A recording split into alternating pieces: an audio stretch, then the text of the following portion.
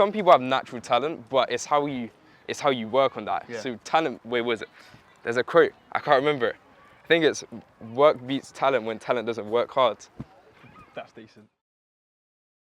Obviously, you're playing for Palace under 16s now. How did you first get into football? I heard you started out here at one of our Palace for Life development centres. Yes. So I started when I was about 3 down at Goals in Beckenham, which is where the academy is now. Because my mum couldn't find anywhere else to take 3-year-olds to play football.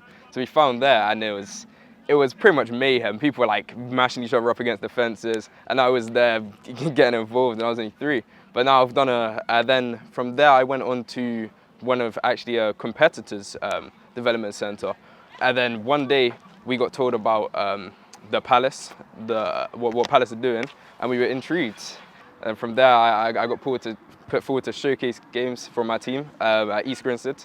And then here I am now. So how did you find the Palace for Life coaches when you experienced these player development centres back then? Yeah, I mean, it was a very enjoyable experience. The coaches were great. Yeah. I used to love the coaches. I used to love going down there. I think I was going down there 2 days a week, so like a Wednesday and Friday. Yeah. But yeah, it was just very enjoyable. So I was at East Grinstead Palace for Life with Bob Wallace.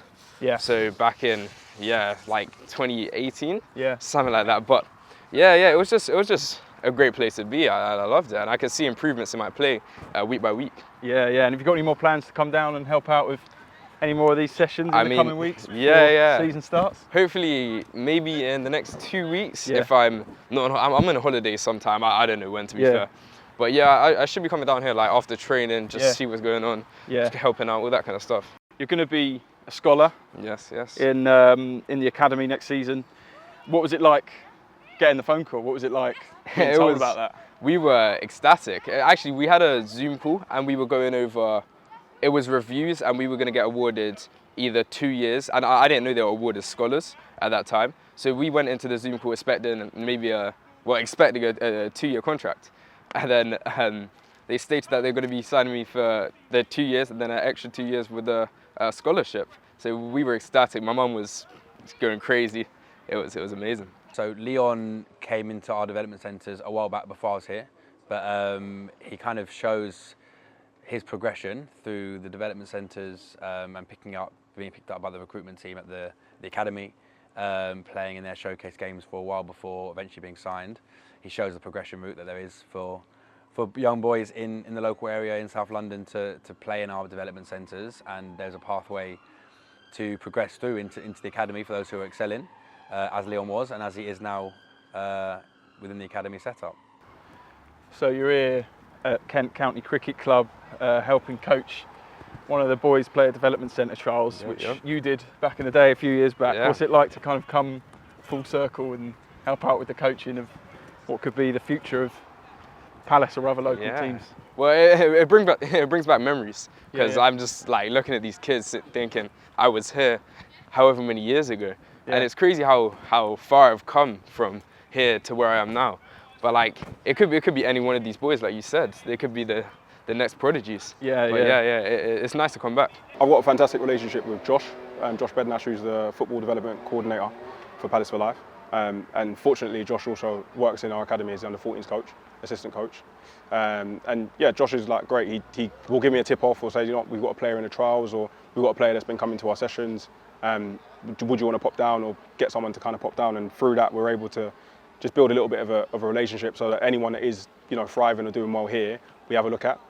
He makes our lives a lot easier just by having that access to players, because naturally we will, you know, travel up and down London to kind of find boys. So yes, it's really helpful. It's hopefully mutually beneficial. The boys, you know, get some great community stuff here, but then there also is that ability to possibly then, you know, go and play for the academy. So. And you're going to chat to some of these young lads after their session today to tell them about your journey. So what kind of advice can we get? An exclusive? What kind of advice would you give to these young lads here today trialing at Palace for Life? Just that the work rate is one of the most important things. Like, obviously, some people have natural talent, but it's how you work on that. So talent, where was it? There's a quote, I can't remember it. I think it's work beats talent when talent doesn't work hard. That's decent. Am I right? Yeah, so something along them lines. Yeah, exactly. But yeah, so you just need to keep working, keep putting in the extra hours, and hopefully one day we'll be there. Yeah, so you can sign up for Palace for Life development centres through the website. So that's a tier 1 level, it's open to all. The children that are excelling in tier 1 will be, at the end of every half term we reassess, will be invited to a tier 2 centre or a tier 3 centre, and those are invite only. So these are for children from the ages of under 6, so that's year 1, all the way up to under 16, so year 11 we've got something for everyone, and we've got open to all, and we've got invite only, and we've got tier 3 centres for all the age groups. The tier 3 centre only exists for our older age groups. The younger ones only have a tier 1 and a tier 2 right now, but we still have the same process. What's next for Leon then? What's coming up? What's next? Hopefully in, how old am I now? In about 3-4 years, I want to be on your TV screen playing. But this year, I'm looking forward to hopefully getting minutes with the 18s, maybe an England call-up if I'm lucky, because I've been on standby for England the last 2 tournaments. Oh, that's amazing. So hopefully I'm working towards an England call-up. And then, yeah, who knows what the future holds.